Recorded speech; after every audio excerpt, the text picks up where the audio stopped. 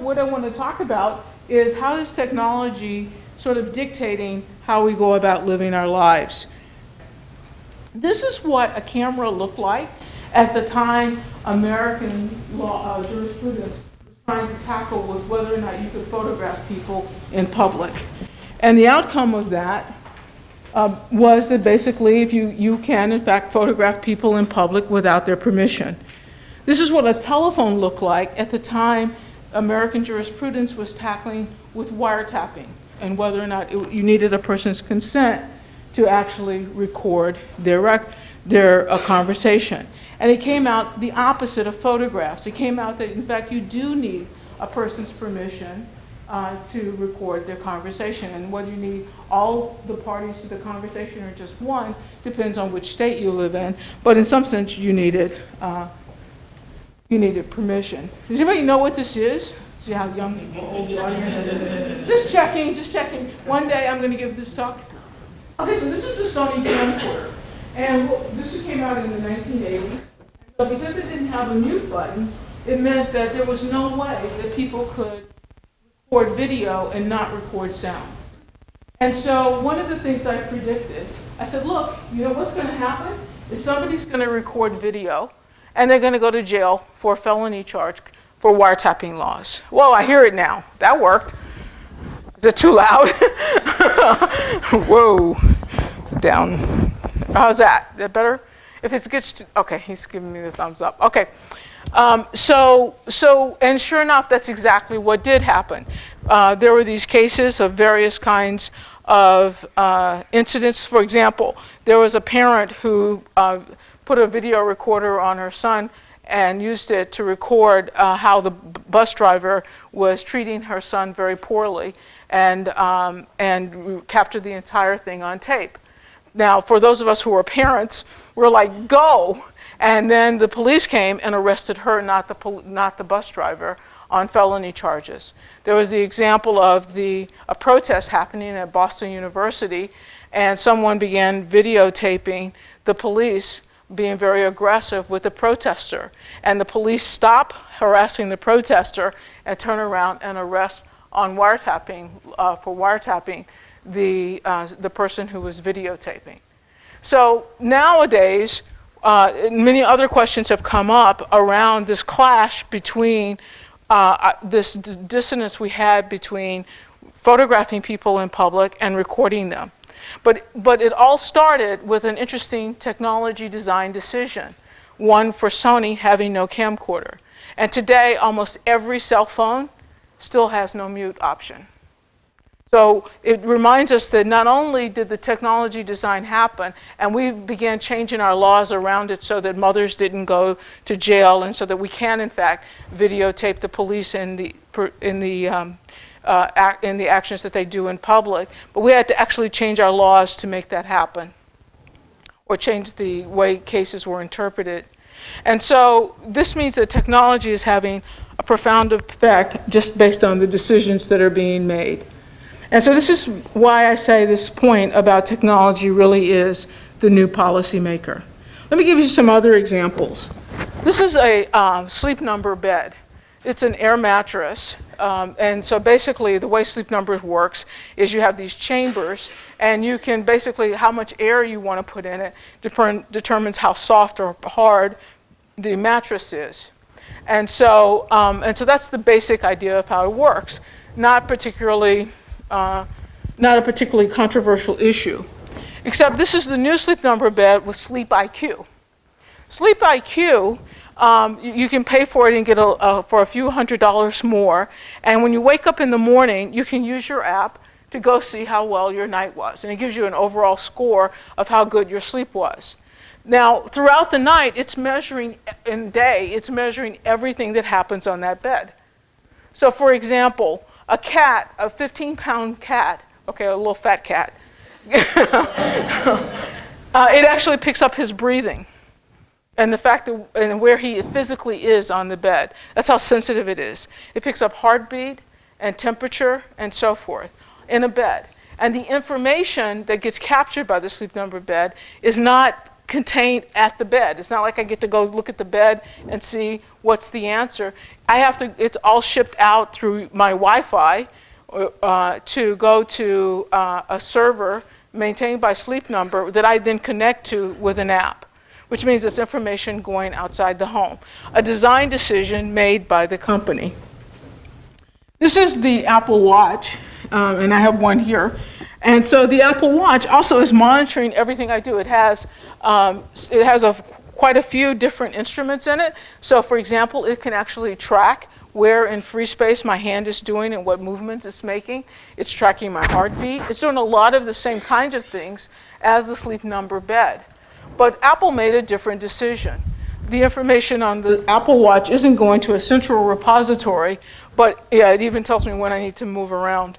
It isn't going to a central repository. Instead, the information is stored locally on my phone. A very different kind of design decision. And the impacts of those differences, whether the data gets shipped out to a central repository and then is totally beyond my control, or whether at least it's on my phone, it has a different impact on my own privacy and the issues that come with it. But notice I had no say in either one. So I think one thing is clear from all of these examples is that they underscore this idea that we live in a technocracy. Technocracy first came around and introduced the word technocrat, meaning someone who took a government position because they were the best in their field, as opposed to a political appointment or some other reason. But you know, the idea of having the best expert in education be the head of the education department. That was how technocracy was first introduced. And the biggest society of technocrats is actually communist China, where people are sort of a technocrat in a particular position. But I argue that we now live in a different kind of technocracy. I would call it technocracy 2.0. And it's basically where technology design is basically dictating how we're going to live our lives. Now, what's kind of scary about it is there's no master plan. It's not as though everyone in Silicon Valley has a plan, it's just how it's working out. And this kind of replication that we saw like with the camcorder, where without the mute button, everything that comes after it keeps the same design. And so this sort of replication is also happening. And so the question is, what do we do about it? And what else what other examples are there? I said that privacy was only the first wave, so let me give you some other examples. A couple of years ago, I was sitting in my office and I was being interviewed by a reporter. And we needed to look up an old paper. And so he types in my name into Google and to find the old paper. And when I clicked return, up popped some ads. And along with it came the result that we were looking for, the paper. And I said, well, here's the paper, click on it. And the guy says, oh no, I'm much more interested in that ad. Can you tell me about these arrests you've been having? And I said, well, I've never been arrested, I said. And so we began searching more and more, and we kept getting this interesting issue, that if I typed in Latanya with somebody's real last name, we would get these arrest ads. And so he's a white Italian-American guy, and he jumps to the conclusion that it's because you have one of those black-sounding names, he says. And I said, look, I'm a computer scientist. Computers aren't like that. They don't have these kinds of bias. There's no way the computer would do that. And so I kept playing around, and I noticed that, well, if you type in Latanya into images, you do, in fact, see black faces. And if you type in Tanya, you do, in fact, see white faces. And so the more I kept trying to prove him wrong, the more I couldn't. So eventually, I just broke down and said, okay, I took like a month and did an all-out experiment in which I captured 120,000 ad deliveries using VPNs from around the country, and was able to document that, in fact, these arrest ads showed up much more often with names with people whose first names are given more often to black babies than to white babies. And that the difference between those was almost 80-20. And 80-20 in this kind of context is very significant because the Department of Justice has a disparate impact assessment that they do, and they say, what is the difference? At least 80-20, and if it's 80-20, then in fact they would argue that it's a grounds for a discrimination investigation. So it's not that everything, just to kind of clarify, we discriminate all the time. We give student discounts, we give elderly discounts. The discrimination itself is not a problem. But historically, in American society, we have certain protected groups that we protect in certain situations, like housing and employment and so forth. And this particular issue was in violation of that because one of the things that potential employers do is they Google a person's name. And so if it's having this kind of disparate impact, it's actually impacting on one of our protected historical protections. There are many reasons that could account for this. So the way Google search engine worked is in this case, the company had put down 5 different ad texts that would show up, and they said if somebody searches for Ebony Glover, it had to be a first name and a last name. And it didn't matter whether or not the person had an arrest record. It only mattered that it was the name of a real person. How much they would pay if the ad's clicked on, and then the Google algorithm would choose one of these texts to deliver.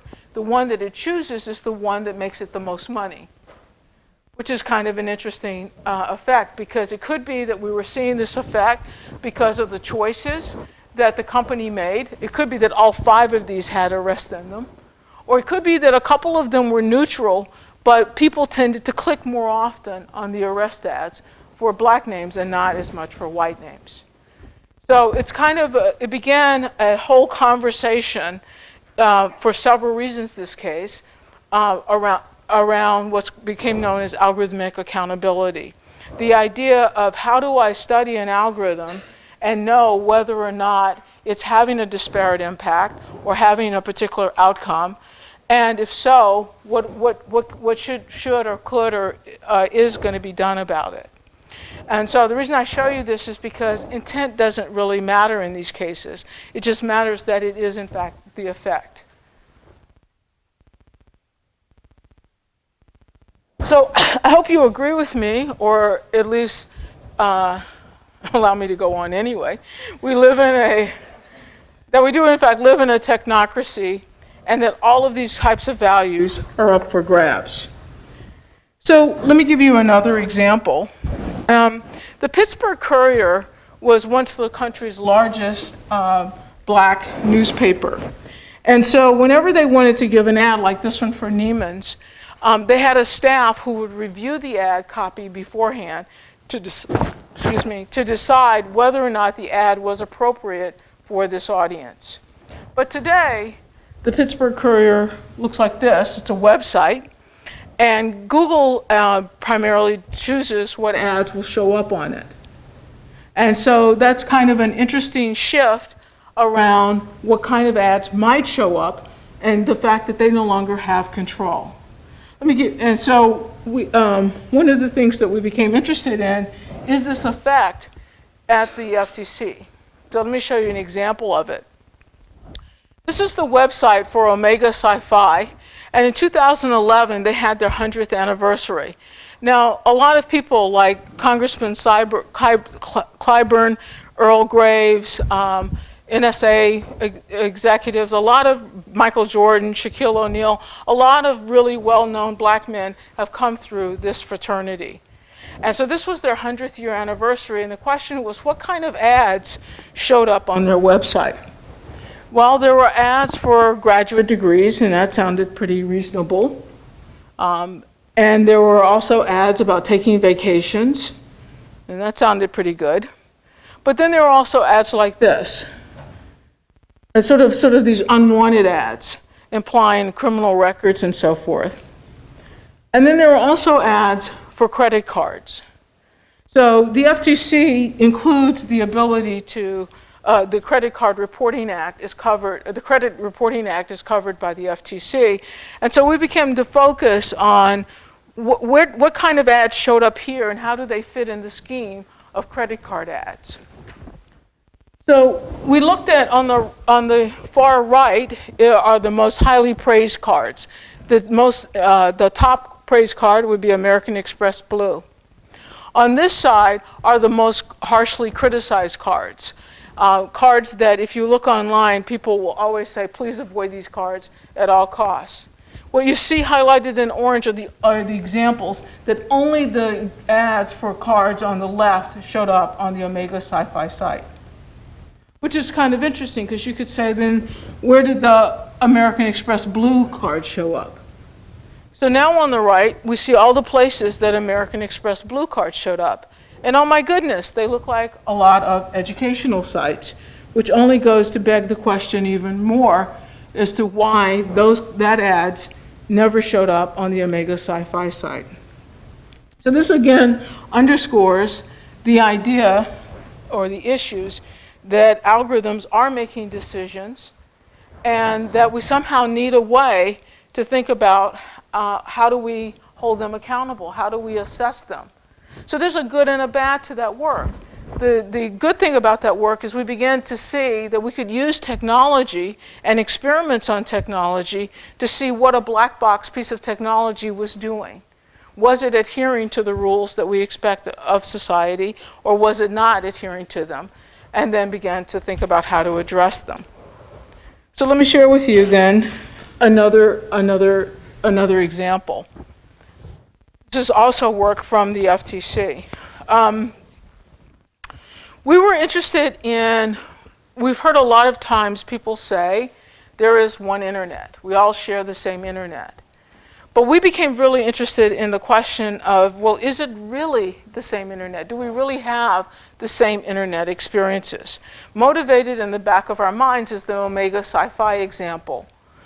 What is everyone's internet experience really like?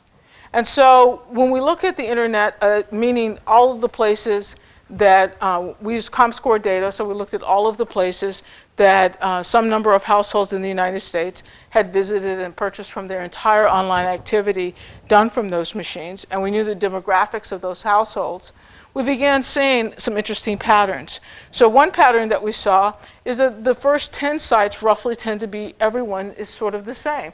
Facebook, Google, and so forth dominate the top of the list for everyone. But after around number 10, you see huge shifts in which sites people visit more often, and they break down around demographic lines. So we created an index called the exclusivity index, which is the percentage of people in one demographic group divided by the sum of the percentages by all the other demographics. The closer that ratio is to 1, the more exclusive that domain is to that particular demographic. So what you see here are only two of the demographic of whether or not you have children or not in the household. And you can see it's a really bright divide, that there are places that people go when they have children that they don't go when you don't have children.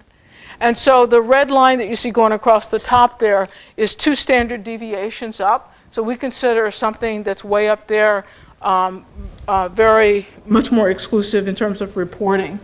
And so what kind of sites do they look like? Well, these are the kinds of sites that people who have children tend to go to, and people who don't have children have no idea what these sites are.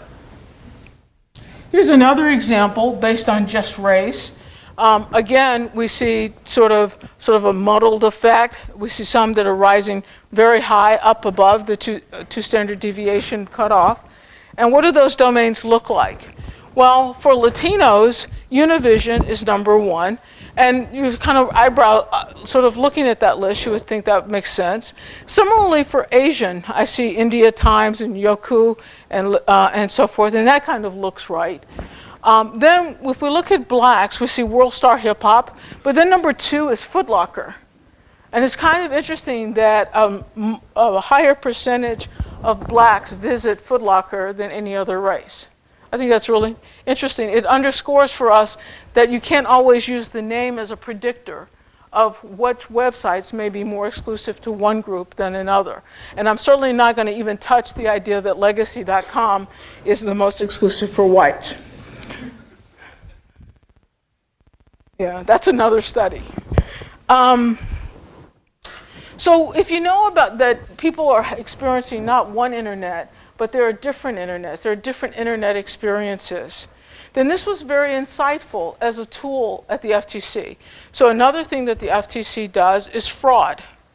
So now the way fraud normally works is we lose a lot of money, we report to the FTC, you lose a lot of money on the same fraud, you report it to the FTC. Eventually somebody notices, wow, there's a fraud out there that's costing people a lot of money. Let's go see if we can track it down. When they go to track it down, the fraudster is long gone. And so now it becomes a game of chasing that person down to try to recover some of the funds. And what we were able to show is that, and also the other thing that FTC had learned over time is that fraud is specific to ethnicity. So there's this fraud that we all see on our spam. That's peanuts compared to the fraud that the FTC typically deals with, which is very, very small. If somebody really wants to separate you from your money, they get into your trust network. Because the more they come from through a friend, through a church, through a school organization, the more likely it is you're going to trust them with a larger amount of money. And so these frauds tend to fit into these same kind of demographic groups that have different internet experiences.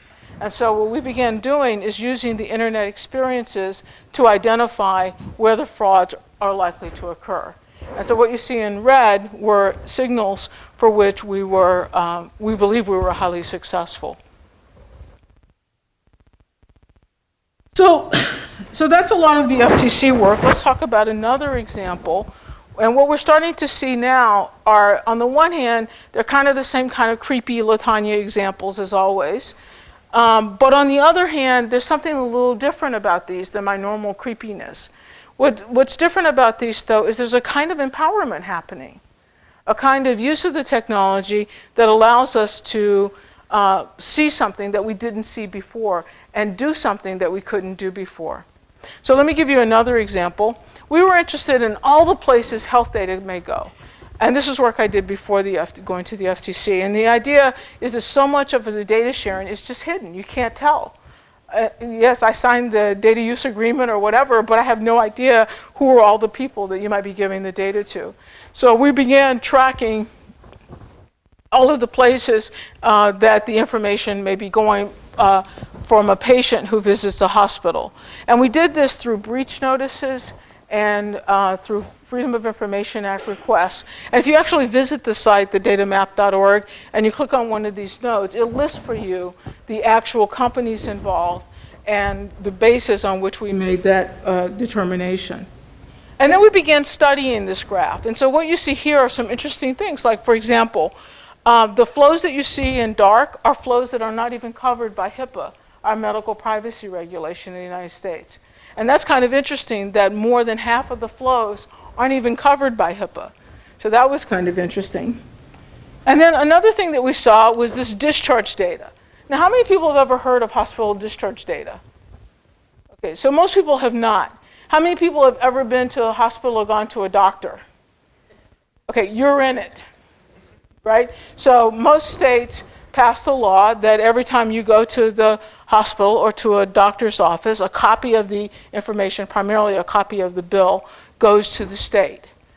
And the state then can sell or give away the information. And you can see that this idea of discharge data is contributing a lot of information in this data map to a lot of different places. I just want to point out, including my former employer, but that's another story. In fact, almost every state collects the data. 33 of the states sell it or give it away. And notice that big darkness over there for Washington State. But only 3 of them do so in a way that's as strict as HIPAA. Because they don't have to adhere to HIPAA, the other 30 states don't, and they use the standard that was less secure than HIPAA. So we were interested in, well, maybe HIPAA's too strong. Right? Maybe HIPAA's screwing up the data more than it needs in the name of anonymity, and or it could be that these 30 states have it wrong. They're putting people's data at risk.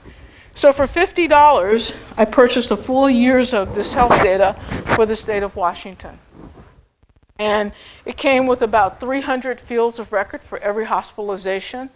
At least 99.999% of all hospitalizations in the state of Washington in that year were in the data. This is a sample of the kind of data that I found there. It includes information about the hospital, the type of admission, how long the person was in the hospital, where they went when they were discharged, how they paid for it, what were the diagnosis codes, what were the procedures that were done to the person's age and month and year, their gender, the 5-digit zip code in which they live, and their race and ethnicity. And what we were interested in was not just only answering the question around the question of HIPAA, was it more revealing or not? We also had another agenda too. And that agenda was whether or not employers could be using the data, whether or not banks could be using the data, who could actually use the data to learn more information about employees or people to whom they've given credit. So we could ask ourselves, what does an employer know about someone who went to the hospital? Well, they know that they took time off from work, and they may actually, depending on how small the company is, they may know a lot more about sort of the procedure that was being done. They know the person's age, and they know their zip code. So they know quite a few things about they may know the general purpose. And so we said, well, how could we find that out about people here? How could we have the same kind of knowledge that a friend could know about you, or a family member could know about you, or an employer could know about you? And so we turned to newspaper articles. And Harvard's kind of cheap. They don't actually have all 5 of the archives that are of newspapers. They only paid for 1. So we only had the single archive that had about 8 newspapers that were saved for the state of Washington. So we had a sample that we could hit against. And so what we were interested in taking these kinds of stories of, in this case, a motorcycle accident, and we wanted to match it up and see if it matched exactly to health records. You know, and so what I mean by match, I don't mean it, I'm sorry, computer science, I don't mean anything interesting. I mean simply match, like straight match, like this word is there, this word is there, right? No probability, no computational linguistics at play, just a straight match. So we take the words, we extract them out, we say, does it match? If it matches one and only one record, we say that's a hit. And if it doesn't match any records, we take out one field at a time and see if it uniquely matches, in the belief that the newspaper may have gotten one field wrong. And so this was our criteria. So how does that matchup work? Well, so 60-year-old matches to years, Soap Lake Man matches to zip code. It happened on Saturday afternoon, and we know the date of the newspaper. The person's name in this case is Ronald Jameson. He had a motorcycle accident, and he went to that hospital. And so how well did we do? Well, we took the news stories, and then we went to public records to get, because they always talked about like Soap Lake City or a particular name of a city. So we translated that into zip code by looking up the person's name. And then we came over here and did our exact matching using the zip code plus the other information that was in the news article matched against the hospital data. And so we found that in about a little less than half, 43% of the time, we got an exact match. And that's exactly the kind of same information that employers know, creditors know, and so forth. Now, one of the things we did to confirm that we were correct is we gave all of the names to a reporter from Bloomberg News under the understanding that he and his editor agreed they would not report the name of anyone unless that person agreed to it. But on the other hand, we wanted them to contact everyone to say whether or not we were correct. And he was able to confirm that every single match was in fact correct. And they included congressional members, included professional athletes, it included businessmen, it included a lot of people who weren't that comfortable getting a phone call from a reporter asking about a hospitalization.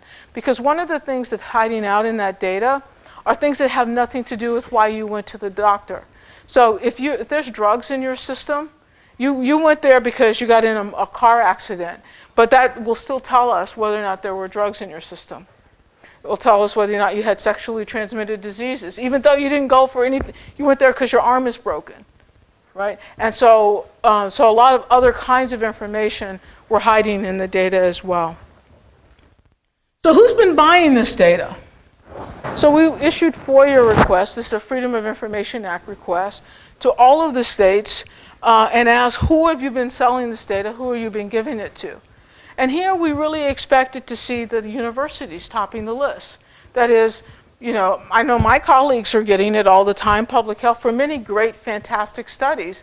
And so in some ways, we thought this was kind of a duddy request to put all this effort into these Freedom of Information requests, expecting researchers and research universities to top the list. But that's not who does top the list. Who tops the list are the analytic companies. Remember the consents that we all click through, the click-through agreements that say, yes, I agree that it goes to business analytic companies? Who are these analytic companies? Well, a lot of the analytic companies are the producers of data products. They make their money by making products that link data together in different ways. And so it wasn't, if you think about it, it's not so surprising to find data analytic companies topping the list. WebMD is on this list. WebMD, who gets a lot of information from people online. And now this is data that they're also getting offline. IMS Health is a prescription company that sells a lot of prescription data back to pharmaceutical companies and so forth. And so it was a bit of a surprise who was actually getting the list. Now, because I'm here in the state of Washington, I do want to tell you a little bit about what happened.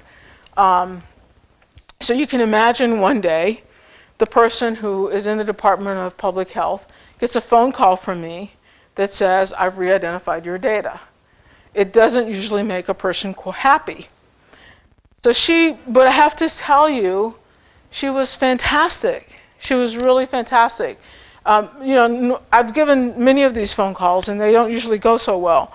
But in her case, she says, look, I'm stuck between a rock and a hard place. I have to protect the privacy, but we have these laws in Washington state that require more transparency. And if I redact more data, I'm going to get yelled at and lawsuits and a lot of pressure politically that I'm trying to hold data back. And so she felt that the only way she could go forward was, in fact, if the law changed. So, in fact, the law changed. It was pretty amazing. And so now, if you try to get the data, the law has changed so that she now provides the data in 3 different ways. You can go to the website and you can just get aggregate statistics. You can still pay $50 and get this version of the same data set, but some of the fields on which this experiment was based are now been more aggregated. Or you can promise your firstborn child and get an IRB review and so forth, and they'll give you more detailed data. And so this sort of tiered access to data, I think, was a great outcome, because it doesn't stop anyone with a legitimate reason to get the data from getting the data, but at the same time, it doesn't make it as casual. So you would think then that instead of 30 states releasing the data this way, we would now have how many? Few, right? 29. So what can I tell you? It's one state at a time. So I claim that we live in a technocracy, that every value is up for grabs, that we can take the technology and harness it for good. And so does that mean that if we did it on a large scale, if we did it with you, could we in fact save the world? And so when I left the FTC, I was really interested in answering that question. How do we save the world? Because I'd left a big imprint on the FTC itself, and that imprint had to do with being a technologist and being able to unpack the technology from the business practice, being able to use technology to give us new insights into where the problems were that are of interest, like in the fraud example, and also being able to do social science experiments to show statistical evidence of problems that were occurring. And so that was the FTC while I was there. But how do we make this on a larger scale? How do we get So if the FTC wanted to start a Bureau of Technologists, who would they hire? Who knows how to do that? How do we bring them the masses? And the fever began to spread. It wasn't others in other parts of the government wanted somebody doing something like that for them too. And civil society organizations began saying, well, we need someone to do that for us. Or like, for example, they would say, that arrest that thing was a discrimination case. We are the advocates against discrimination, but we don't know how to do that. We need technologists to do that too. And all of a sudden, I could see an alternative to the technocracy that we live in. One that shored up our historical protections by giving them the knowledge and the technologists that they need to do their same jobs. So I became really focused on that. I taught a class, and the students in the class did a project, and we expected about 3 of the projects to be good enough to take down to the FTC to show them to regulators.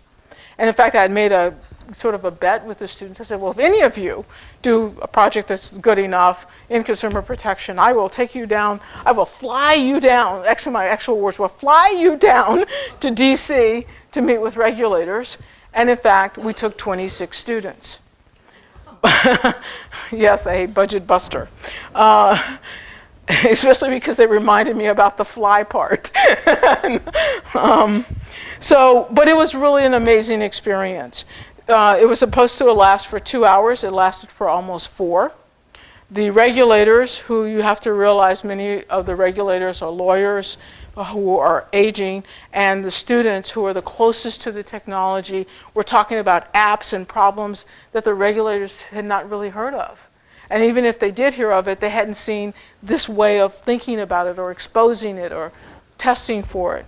And so it became pretty ecstatic for both the regulators, but also for the students who felt like they, in fact, had kind of saved the world, that they had had real-world impact. So we didn't want to lose that momentum. So we decided, okay, you know what we're going to do? We're going to polish up these papers, and we're going to publish them. And so we're going to have a new journal called Harvard Papers on Technology Science.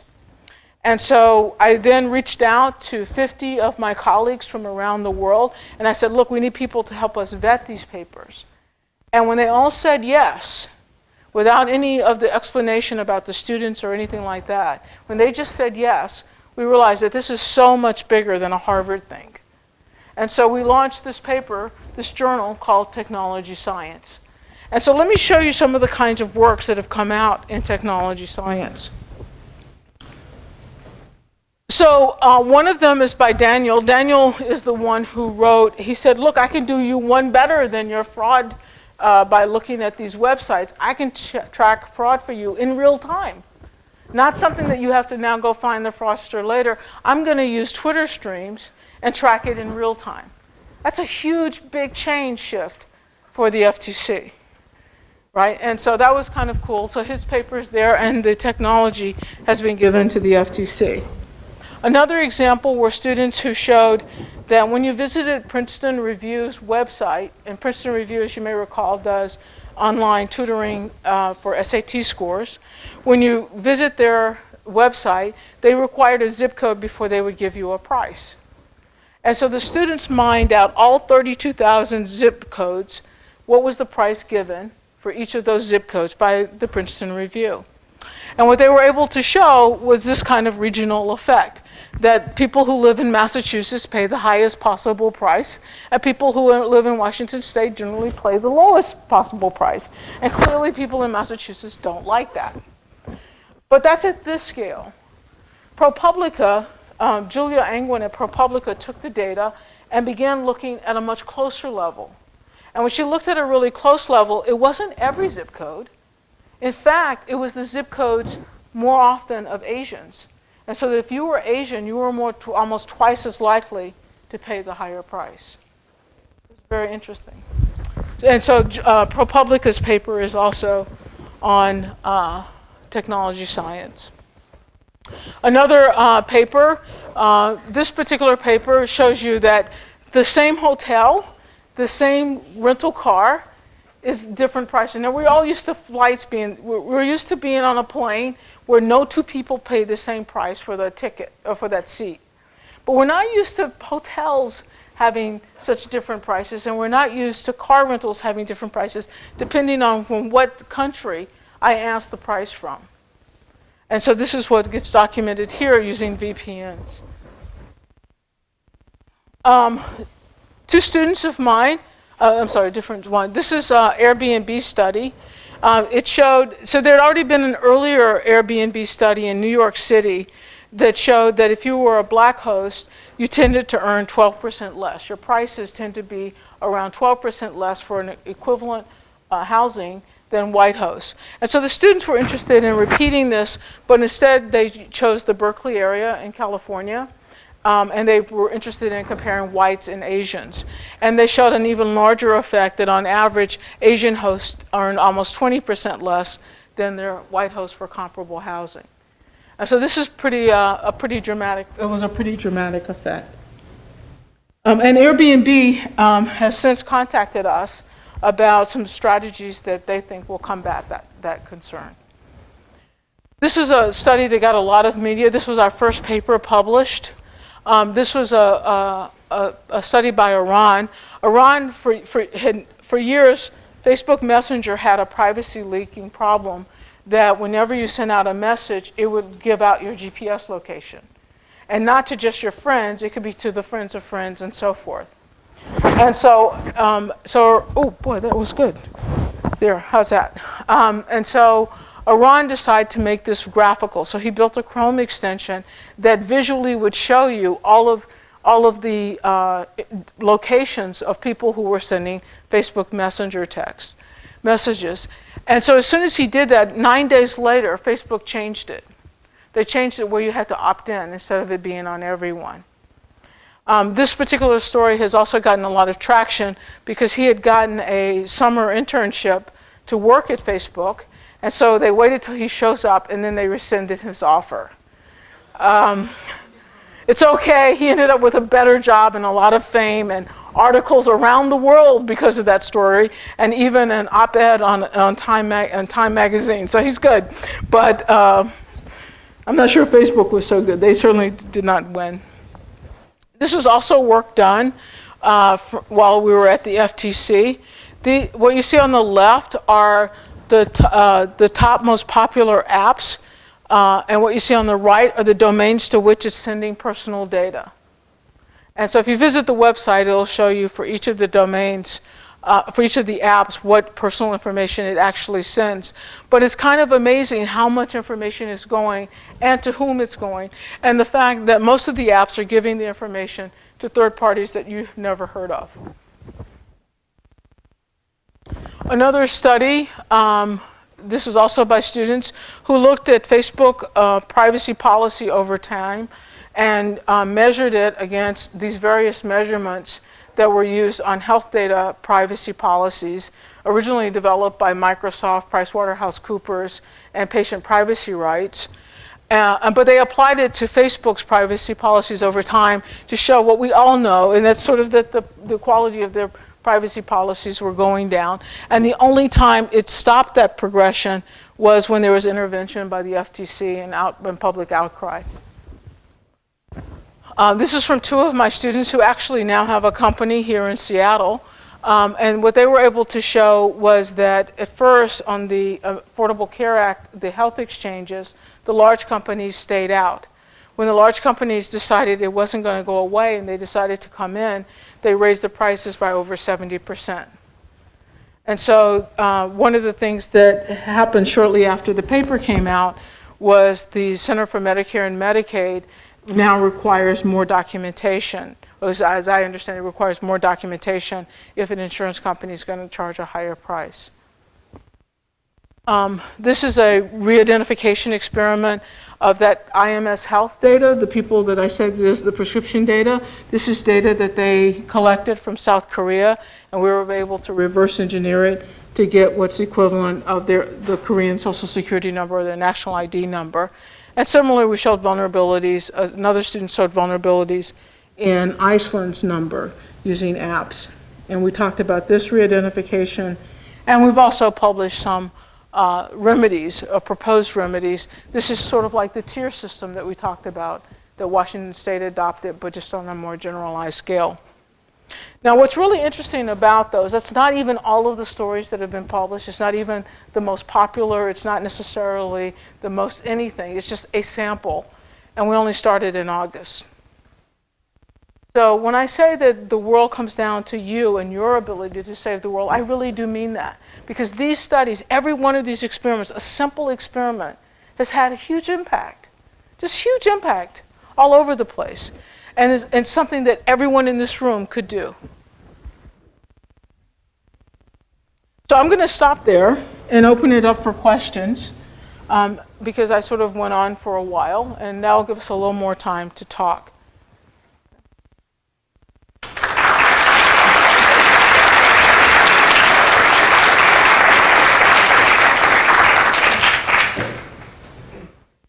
So now it's your turn.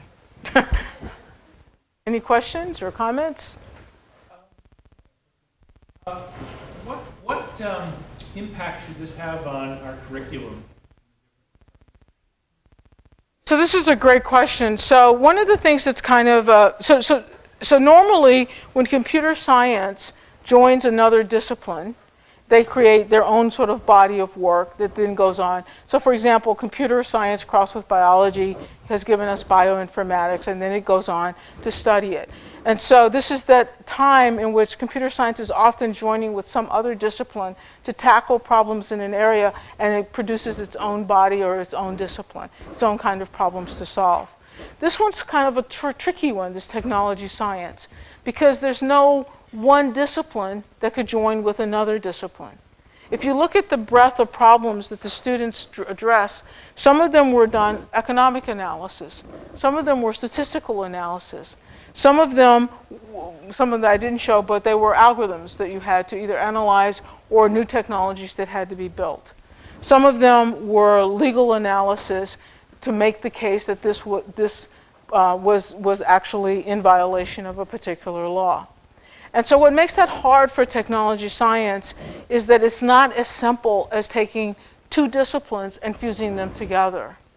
And I can't even say that, gee, if you wanted to study discrimination, all you need is to take these two disciplines and put them together. Instead, the problem seems to drive who has the best tool to provide an answer or an insight into it. So your question about how do we train people is a fantastic one. That I have no idea of the answer in general, but I have an idea of how to get to the answer. So the way, while I was at the FTC, many of the government agencies said, how do we get people that can do this? How do we produce this workforce? And so I began a conversation with the National Science Foundation. And Keith Marzullo had the most insight around what this was like. He said, you know, it's like robotics. Many years ago, when we started robotics, he said, funding robotics work, people came from all kinds of disciplines. There were mechanical engineers, there were psychologists, there was just a huge collection of different disciplines coming together. And that's very difficult to accomplish at a graduate level, which is one of the reasons I'm very proud of the University of Washington. It's a very difficult thing to do at a graduate level. But Keith says, but the way they did it in robotics is they did it through the undergraduate program. So they gave research money, and then they would include undergraduates, and the undergraduates aren't tainted by disciplinary silos, and would tackle these problems fearlessly. And that's what we certainly have experienced with this. And so that's our path to getting there. But every school will march with their own feet. I know that you guys have a very different thing going on here, which I think is very special. Eventually, though, if it's to be a discipline, it will come down to a set of problems that are the most important ones to solve, and it will come down to some methods that are the most important methods to help solve those problems. That's what makes a discipline, right? Not, but we're not there. I don't know what they are, but I think this journey that the University of Washington was on well before I ever uttered the words technology science is a fantastic journey. And in fact, may very well have a huge impact on the future. There are a lot of questions in that. So one of the questions was basically, in the world that we're entering, the Internet of Things, isn't that like putting this on steroids? Yes, it's like putting this on steroids. So therefore, embedded in that comment is a kind of sense of hopelessness. So isn't the game over, right? Technology won, end of story, we now live in a different society. And the answer is no, because we don't know what that society is. We don't know how to live in a world where all of the values that people have died for and fought for and so forth just came up for grabs arbitrarily. Right? It's certainly not a democracy anymore. What actually is it? And that's probably not the way to get us there. It's usually through social movement and so forth. And if we allow social movement, it could end up being a revolt. In my heart and in my core, I'm a computer scientist. I love technology. So for me, the answer is, I want society to have the benefits of this technology. I want to enjoy my Apple Watch. I want to enjoy. Well, I want to enjoy the Sleep Number bed without it sending data over to Sleep Number, right? And whoever Sleep Number sends it to. So the trick is to figure out how to harmonize technology and society. And that ultimately is the goal of this work, is to figure out where are the problem areas, how do I demonstrate the problem areas so that the right communities, public interest groups, whether they be advocates or whether they be consumer-facing government, can now perform their functions better. And more importantly, if we produce a lot of these technologists, it will be the companies themselves, because no company wants to spend millions of dollars to have their technology disrupted. You know, Intel Corporation, many years ago, built the Pentium chip. Many of you were quite young when they did this. They had this revolutionary idea that they were going to put a serial number inside the processor that went into the personal computers at the time. And their reason for doing that was simply, they said, look, if we could track every packet that left a particular device, then if you broke into a computer or if you did something or another, we would, through sales record, be able to know it was you. And so that they said, this is a great idea. And you know, for Intel to get a chip to get a serial number into a chip, to be able to fabricate the boards, to send the boards to Microsoft so Microsoft can use those features, happened a long time ago. At the time the president and CEO is making this announcement, the ships are already sailing from Japan and China back to the United States. The boat has left the dock. He makes this announcement. There's a huge public outcry. I mean, just a huge public outcry. And eventually, Intel stock began to go like this. And at that point, they abandoned the project. That cost them millions and millions of dollars. To this day, Intel is extremely sensitive around privacy, because no company wants to have the disruption. So that means that if we produce these technologies, the same ones that we talked about going into government, the same ones we talk about going into public interest groups, they also need to go and be product managers in the companies. Because there they can help navigate the technologies very early on away from these kinds of pitfalls. Right? So that's another answer to your question. You had other questions, but I'm going to talk to somebody else now. Well, so first of all, I'm a computer scientist. I'm not an advocate. So my job is to get society, and my personal goal is to harmonize technology and society. And so when technology is kind of out of whack, to demonstrate a problem and to then look to others to help solve it. Now, if you're asking me my opinion about it, for that reason, I don't have an opinion. But if you're asking me about the culpability in that particular experiment, so the options were kind of simple. Either the company had actually chosen to give 5 different strings on these names that were black sounding and 5 neutral strings on the names, or something like that. It may not have been 5 and 5, it could have been 4 and 1 and so forth. But they had chosen a disproportionate distribution of these terms, in which case they're responsible for this problem. And it does look as though, given how the actions came down and decisions were made, I guess the FTC also took an action, this was before I was there, against them, that was the outcome. But it could have alternatively, just for a moment for the point of conversation, been a different rationale. And that different rationale could be because the algorithm rewards every time society clicks the button, that it was a mirror image of societal values, in the sense that people would click the arrest ads more often when it had a black sounding name and click the neutral ad more often when it had a white sounding name. Now there, who do you say is responsible? Well, normally what we've historically said is it doesn't matter, it can't be. You can't do this. So the discrimination laws through the department that are enforced by the Department of Justice you didn't have to mean to do it. It didn't have to be intentional. It just means that the effect happened, and so it has to stop. And in that case, that would mean Google would be responsible. And so Google could easily calculate beforehand whether there's a disproportionate effect and weight the ad delivery accordingly as a way to offset that. Yes, let's get the way in the back. And then.